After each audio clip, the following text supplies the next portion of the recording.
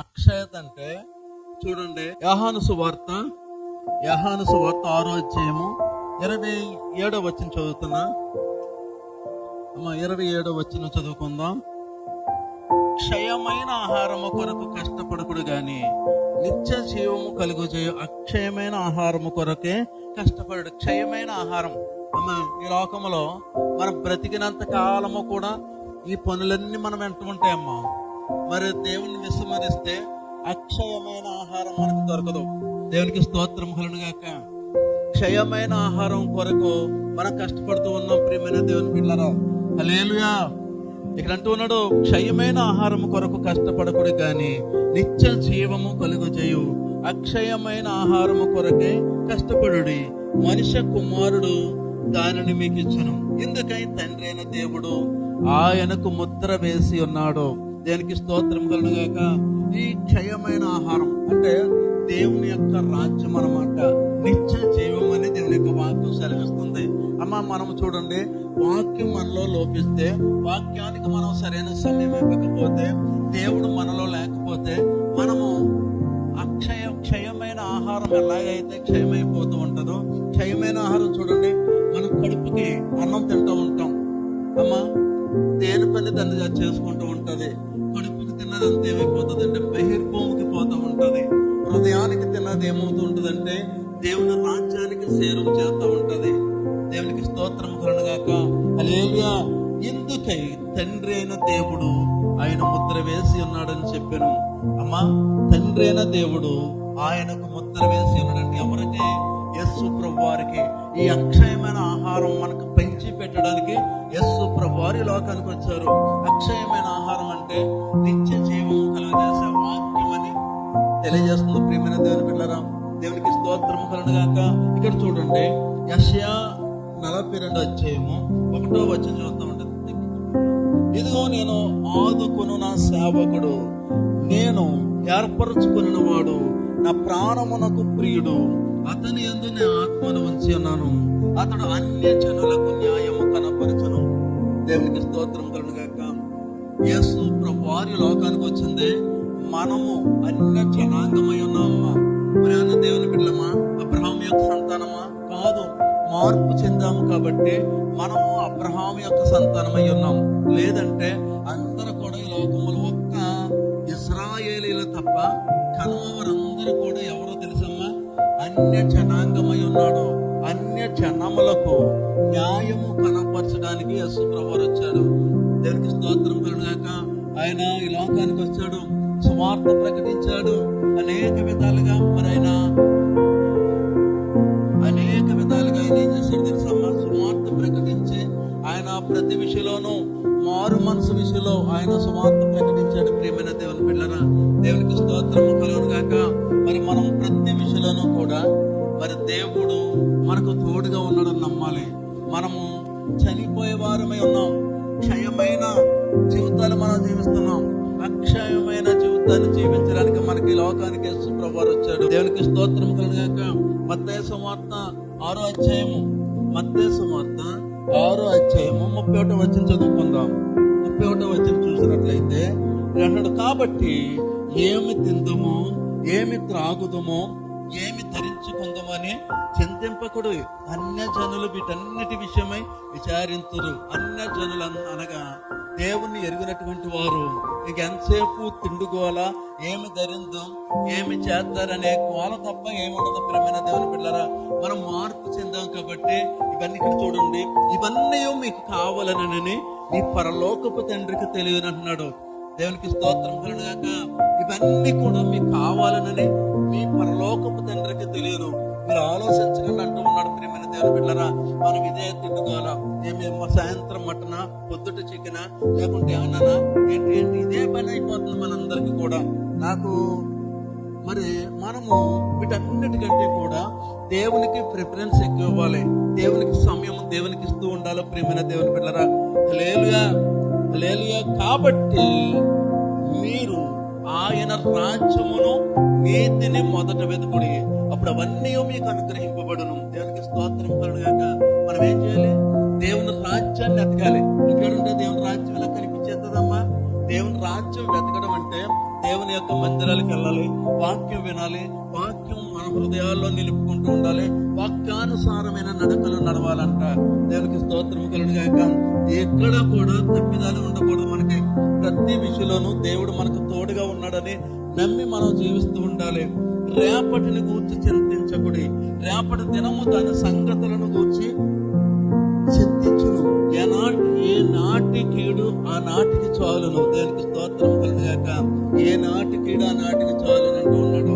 రేపటి గురించి చింతించొద్దంటూ ఉన్నాడు. ప్రేమైన దేవుని బిడ్డలారా, మనం ప్రతి విషయంలోనూ రేపేంటి ఎల్లుండేంటి అని ఆలోచించుకుంటాం తప్ప ఆ భారం ఎవరి మీద ఎట్టాలంటే రేపనే భారం దేవుని మీద ఎట్టాలి. ప్రేమైన దేవుని బిడ్డలారా, దేవుని మీద ఎట్టకపోతే మనం ఏమైపోతూ ఉంటామంటే మనము ఈ లోకములో మిగిలిపోతాం. ప్రేమైన దేవుని బిడ్డలారా, ఈ లోకములో మిగిలిపోయే వారిలో ఉండకూడదు. ఈ లోకం చాలా గొడ్డి కాలం. అది అక్కడ అగ్ని ఆరతో పురుగు చావదని దేవుడే స్వయంగా చెప్తూ ఉన్నాడు. ప్రేమైన దేవుని బిడ్డలారా, అందుకని మనం ఈ లోకంలో మిగిలే వారుగా ఉండకూడదని దేవుని యొక్క వాక్యం సెలవిస్తుంది. మత్తయి సువార్త 8వ అధ్యాయం 20వ వచనం చదువుకుందాం.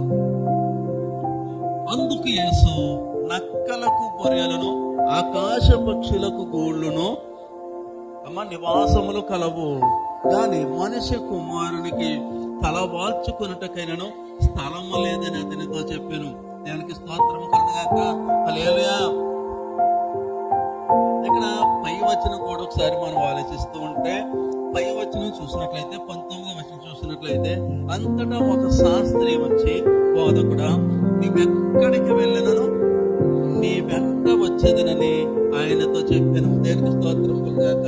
యేసు ప్రభువు వారు కూడా అనేకమైన వేల మంది ఫాలోయింగ్ ఉండేది. ఆయన అంటూ ఉన్నాడు ఇక్కడ, అందుకు యేసు నక్కలకు పొరియలను ఆకాశ పక్షులకు గూళ్ళును పక్షులకు నివాసములను కలవు, గాని మనిషి కుమారునికి తల వాల్చుకున్నటకైనను స్థలము లేదని అతనితో చెప్పాను. అయ్యా, నువ్వు ఎక్కడికి వస్తానో కూడాను అని మాటలన్నీ చెప్తా ఉన్నాడు. ప్రియమైన దేవుని బిడ్డలారా, దేవునికి స్తోత్రం కలుగుగాక. నక్కలకు పొరియాలుండే ఆకాశ పక్షులకు గూళ్ళుండేను, ఒక్కెంత స్థలమైనాను మన విభునికెక్కడ లేకుండేను, రాజులకు రాజైనాయే. దేవునికి స్తోత్రం కలుగుగాక. ఆయనకు రాజులకు రాజు, ఈ సృష్టికర్త, ఒక్క పూట నిద్రపోవడానికి అది స్థలం లేదని ఆయన బాధపడుతూ ఉన్నాడు. ప్రియమైన దేవుని బిడ్డలారా, ఆయన ఈ లోకానికి ఎందుకు వచ్చాడంటే మనందరినీ కూడా రక్షించడానికి వచ్చాడు. మనమేమైపోతున్నాం అంటే ఎప్పుడు వస్తాడో, పర్వాలేదు ఇంకా బ్రతుకుంటాం కదా, అప్పుడు చూసుకోవచ్చులే అమ్మా అనుకుంటూ ఉంటాం. మరి మొట్టమొదటి నుండి కూడా మనము దేవుల్లో బ్రతకపోతే, దేవుని యొక్క క్రియలు మనలో ఉండకపోతే దేవుని యొక్క రాజ్యం మనకు దొరకదు కదా. ప్రియమైన దేవుని బిడ్డలారా, మనము ఎన్ని శ్రమలు ఎందుకు పడవలసి వస్తుందంటే, దేవుణ్ణి ఎందుకు వెతకాలంటే కేవలం దేవుని యొక్క రాజ్యం కోసం. అమ్మ, మనం బ్రతికేది కొన్ని 70 సంవత్సరాలు బ్రతుకుతాం, ఇంకేమన్నా కొన్ని 100 సంవత్సరాలు బ్రతుకుతాం. ఈ బ్రతికేంటి చెత్త బతుకు కదా ఇది. అమ్మ చూడండి, బ్రతికి ఉన్న వారి కంటే కూడా దేవుని నమ్మి చనిపోయినటువంటి వారు ఏ వయసులో ఉన్నా గాని వారు గొప్పవారమ్మ. దేవునికి స్తోత్రం కలుగుగాక. మనము చూడండి, మనము చూడండి, మనం బ్రతికి ఉన్నంత కాలము కూడా దేవునికి మనం విరోధముగా ఉన్నామని గమనించుకుంటూ ఉండాలి. అమ్మా, శరీరం ద్వారా పాపం కాదు, చిన్న నోటి ఫలాలు ఉంటాయి, చిన్న మాట దేవునికి విరోధంగా ఉంటది. అందుకే ఈ మాట చెప్తూ ఉన్నాను. అందుకనే మనం ప్రతి విషయంలోనూ కూడా మనం ఏ విధమైన జీవితాన్ని మనం జీవించాలంటే యేసు ప్రభువారిని పోలి జీవించాలి. అమ్మ చూడండి, అపోస్తలులందరూ కూడా యేసు ప్రభువారి యొక్క శిష్యులందరూ కూడా 100 మంది దాటే ఉన్నారు. 12 మంది స్పెషల్ 100 మంది దాటే ఉన్నారు. వారందరూ కూడా ఎక్కడైనా తప్పిదాలు చేశారంటే వారందరూ కూడా మనుషుల చేత చంపబడ్డారు. ఎందుకో తెలుసా? వారి నీతిని కనపరుచుకున్నారు కాబట్టి. మనల్ని ఎవ్వరు చంపేయట్లేదు. అయినా కానీ మనం ఏం చేస్తూ ఉన్నామంటే దేవునికి దూరం అయిపోతూ ఉన్నాం. ప్రియమైన దేవుని బిడ్డలారా, దేవునికి దగ్గరగా ఉండాలి. సాతాను ఏం చేస్తూ ఉంటుందంటే, వాడికి సిద్ధపడి ఉన్నది ఏంటి తెలుసా? అగ్నిగుండం. వాడికి సిద్ధపడి ఉన్న అగ్నిగుండంలో, ఒరే మానేయి, నువ్వు రానా కూడా నన్ను వెంబడించు. సాతాను వెంబడిస్తే మనం ఏమైపోతాం? అగ్నిగుండమే కదా. ప్రియమైన దేవుని బిడ్డలారా, నేనేమి కటువుగా మాట్లాడట్లేదు, దేవుని మాటలే ఇవన్నీ. మరి వాడు ఏం చేస్తాడంటే ఒక్కడిని చెరిపాడు అనుకో, మహానందం అది. ఆడికి ఎంత ఆనందం అంటే, వీడికి దేవుని రాజ్యం లేకుండా చేశాను రా అనే ఆనందం, గొప్ప ఆనందపడుతూ ఉంటాడు. ఆ వాడిని ఆనందింపజేస్తా ఉన్నాం ప్రియమైన దేవుని బిడ్డలారా. ఎవరు? మనమే దేవుని యొక్క మందిరాలకు వెళ్ళక ఇళ్ళకాడే ఉండి దేవునికి దూరం అయిపోతూ సాతానికి దగ్గర అవుతూ వాడికి ఆనందం కలుగజేస్తా ఉన్నాం. ఎందుకంటే వాడి బ్యాచ్ పెరిగిపోతా ఉంది, వాడు నరక బ్యాచ్ పెరిగిపోతా ఉంది. ప్రియమైన దేవుని బిడ్డలారా, మన బ్యాచ్ పెరగాలి, దేవుని యొక్క వారసులు పెరగాల. ప్రియమైన దేవుని బిడ్డలారా, ఈ పనులన్నీ ఉంటాయి, చచ్చే వరకు కూడా మన పనులన్నీ ఉంటాయి. ప్రియమైన దేవుని బిడ్డలారా, అయినా బుద్ధి లేదు మనుషులకి. బుద్ధి అంటే ఈ లోక ఆశలు ఎలా ఉంటాయంటే, ఇంకా కూడగొట్టుకోవాలి, ఇంకా కూడగొట్టుకోవాలనుకుంటూ ఉంటారు. సచ్చేటప్పుడు ఎవడు ఉంటాడు? ఎవడో తోడుగా ఉండడు, నరకానికి పోతారు ఎటువంటి వాడైనా. ప్రియమైన దేవుని బిడ్డలారా, అందుకనే దేవుడు ఎక్కడికి వచ్చాడంటే, దేన దరిద్రులమైన మనలను ఆయన చేయి పట్టుకుని లేవనెత్తుతూ ఉన్నాడు. దేవునికి స్తోత్రం కలుగుగాక. హల్లెలూయా. అందుకే ఇక్కడ మనం చూసినట్లయితే, పరలోకమందు అక్షయమైన ధనము కూర్చుకునుడి. లూకా సువార్త, మనం ఎక్కడ ధనం కూర్చుకోవాలంటే అక్షయమైన ధనము అంటే అక్కడ సిమ్మిటైనను తుప్పైన పుట్టదు. మనం ఇక్కడ చూడండి, లూకా సువార్త 12వ అధ్యాయము 33వ వచనం చదువుకుందాం. 33వ వచనం చదువుతూ ఉంటే, మీకు కలిగిన వాటి నమ్మి ధర్మము చేయుడి, పాతగిలిన సంచులు పరలోకమందు అక్షయమైన ధనమును సంపాదించుకునడి. చూడండి అమ్మా, ఇక్కడ అంటే మీకు కలిగిన వాటి నమ్మి ధర్మము చేయాలంట. అంటే మనకు కలిగే ఉందలే ధర్మం చేయడానికి, కానీ అంటే వారు ఎవరైతే ఉన్నతమైన స్థితిలో ఉన్నారో వారిని అంటూ ఉన్నాడు ఇక్కడ, మీకు కలిగిన వాటిని అంటే తరతరాలు సమకూర్చుకుంటూ ఉంటారు కొంతమంది. దేవునికి స్తోత్రము కలుగుగాక. అది కాదు కావాల్సింది, అంటే దాన ధర్మాలు చేయమంటూ ఉన్నాడు ఇక్కడ. మనము కూడా ఇచ్చేటప్పుడు అసలు చేసే గుణం కలిగి ఉండాలన్నమాట. ఇచ్చే మనస్తత్వం మనం కలిగి ఉండాలి. చాలా మందికి ఇచ్చే మనస్తత్వం కలిగి ఉండదు. మరి ప్రతి విషయంలోనూ కూడా మనము చూడండి, ఎదుటి వారికి సహాయం చేసే గుణం మనకు ఉంటే గనక దేవుడు మనకు సహాయం చేస్తాడు. ఎటువంటి పరిస్థితులన్నా నువ్వు చూడండి, అపాయం వచ్చినా గానీ దేవుడు నీకు తోడుగా ఉంటాడు, అనారోగ్యం వచ్చినా దేవుడు తోడుగా ఉంటాడు, నీకు నీ బిడ్డలకి నీ కుటుంబాలకు దేవుడు తోడుగా ఉంటాడు. ఎందుకు తోడుగా ఉంటాడంటే మనం సహాయం చేసే మనస్తత్వం మనకు ఉంది కాబట్టి. దేవునికి స్తోత్రం కలుగుగాక. హల్లెలూయా, హల్లెలూయా. మీకు కలిగిన వాటిని మీ ధర్మము చేయడి, పాతగిలని సంచులను పరలోకమందు అక్షయమైన ధనమును సంపాదించుకోండి. అక్కడ దొంగరాడు చిమ్మెట కొట్టదు. మీ ధనం ఎక్కడుండును అక్కడనే మీ హృదయం ఉండును. ఒకవేళ మనం ధనము, చాలా మంది చూడండి అమ్మా, మీ ధనం ఎక్కడ ఉంటుందో అక్కడే మీ మనసు ఉంటుందని చెప్తా ఉన్నాడు. అంటే దేవుని మీద ఉండదు అనమాట. దేవునికి స్తోత్రం కలుగుగాక. చూడండి, యేసన్న గారు ఆయన చేశాడు, అనేకమైన మంది, వందల సంఘాలు కట్టి పాస్లుగా అభిషేకించాడు ఆయన. ఇప్పుడైనా గుడారాల పండుగ కట్టినా మనం సరదాగా పెట్టుకుంటాడు ఆయన. ఏది చేసినా చాలా సంఘాలు ఆయన కట్టాడు, చాలా మంది. దేవునికి స్తోత్రం కలుగుగాక. మరి ఇక్కడ మనం చూసినట్లయితే, అమ్మా మీ నడుములు కట్టుకొని ఉండుడి. అమ్మా మీ నడుములు కట్టుకొని ఉండుడి, మీ దీపము వెలిగించనీయుడి. అమ్మా మన యొక్క దీపం అంటే ఆత్మీయ దీపం. ప్రియమైన దేవుని పిల్లలు అర్థమవుతుందమ్మా? అర్థమవుతుందమ్మా? మీ దీపము దేంతో వెలిగించాలి? వాక్యంతో వెలిగించాలి. వాక్యానికి దూరం అయిపోతే మన హృదయం అనే దీపం ఎలా వెలుగుతుంది? వెలుగుతుందా? వెలగదు. మనం దేవుని మందిరాలకి వెళ్తూ ఉండాలి. నాకు రోజు ఒక శోధన వచ్చింది. ఆ శోధన బట్టి దేవుని మందిరాలకి వెళ్ళడం మానేశాను. దేవుని మీద కోపం వచ్చేసింది. అనేకమైన శోధన మీద శోధనలు వచ్చాయి. ఒకటంటూ ఒక దర్శనం వచ్చింది, దేవుని యొక్క దర్శనం వచ్చింది. ఒక పెద్ద ఆయన వచ్చి నా పక్కన కూర్చున్నాడు. ఒరే అన్నచ్చుడు కూర్చోండి అని వేశారు. వాళ్ళందరూ విడిచిపెట్టిన అంటూ ఉన్నాడు. తెల్ల బట్టలు వేసుకుని తగదగా మెరుస్తూ ఉన్నాడు. ఒరే నువ్వు చర్చికి వెళ్తున్నావా అన్నాడు. వెళ్ళలేదన్నా అన్నాడు. జాగ్రత్త, చంపేస్తాను అన్నాడు. దేవునికి స్తోత్రం కలుగుగాక. అంటే మామూలుగా చచ్చిపోతాం కదా, చంపేస్తే ఎక్కడ పోతాం? మరి నరకానికి పోతాం. ప్రియమైన దేవుని బిడ్డలారా, ఆ నరకానికి పోయే మార్గాన్ని మనం ఎంచుకోకూడదు. ఒక ఆవిడ కోసం నాకు దర్శనం చూపించాడు దేవుడు. ఎక్కడో పెద్ద పాస్టర్ గారి పక్కన కూర్చుని ఉన్నాను నేను. అందరూ కానుకలు ఇస్తా ఉన్నారు. నా దగ్గర తక్కువనే డబ్బులు తక్కువ ఇస్తా ఉంటే కవర్లో పెట్టుకున్నట్టుగా కొత్త కాగితాలు 100 కాగితాలు 2 ఎన్ని ఉన్నాయి, 80 అన్ని 50 రూపాయలు అయ్యి ఉన్నాయి. ఇలా పెడతా ఉంటే నేను పెట్టుకుంటే నువ్వు బాగు. ఒక ఆమె, నీకు తెలుసు కదా, ఆమె నోరు చాలా చండాలంగా మాట్లాడుతుంది. నేను ఆ నోరు మార్చుకోకపోతే నేను ముద్దుతానని చెప్పమన్నాడు. అంత అవసరమా దేవునికి? అంటే ప్రతి విషయంలోనూ ప్రతి మనిషి కూడా ఆమె దైవభక్తి కలిగి ఉందేమో, తర్వాత ఇలా మారిపోయింది పశువులాగా. ఇలా చెప్పు, లేకుంటే ముద్దుతానని చెప్పు, శరీరాన్ని ముద్దుతానని చెప్పమన్నాడు. నేను వెళ్ళి చెప్పాను, అమ్మా ఇలా ఉంది మరి దేవుడు ఇలా చెప్తూ ఉన్నాడంటే అయ్యో అని ఆమె మరలా ఇంకెప్పుడు పూతలాడలేదు. చాలా జాగ్రత్తగా బ్రతుకుతుంది దేవుని కోసం. ప్రియమైన దేవుని బిడ్డలారా, నాలుగే కదా మంగళ కత్తి, ఎంత పదునుగా ఉంటుందో నాలుగు కూడా అంతే పదును. దానికి స్తోత్రం కలుగాక. యుద్ధాలు జరుగుతున్నాయంటే వారి యొక్క నాలుకలను బట్టి, వారి దుర్మార్గపు నోరులు బట్టి యుద్ధాలన్నీ జరుగుతూ ఉన్నాయి. ప్రియమైన దేవుని బిడ్డలారా, మనం ప్రతి విషయంలోనూ కూడా నాలుకను ఏం చేయాలి? అదుపులో ఉంచుకోవాలి. ప్రియమైన దేవుని బిడ్డలారా, దేవునికి స్తోత్రం కలుగాక. ఇక్కడ మనం చూసినట్లయితే తమ ప్రభువు పెండ్లి విందు నుండి వచ్చి తట్టగానే అతనికి తలుపు తీయుటకు అతడు ఎప్పుడు వచ్చును అని అతడు కొరకు ఎదురు చూచుచు మనుషుల వలె ఉండుడి. దేవునికి స్తోత్రం కలుగాక. హల్లెలూయా.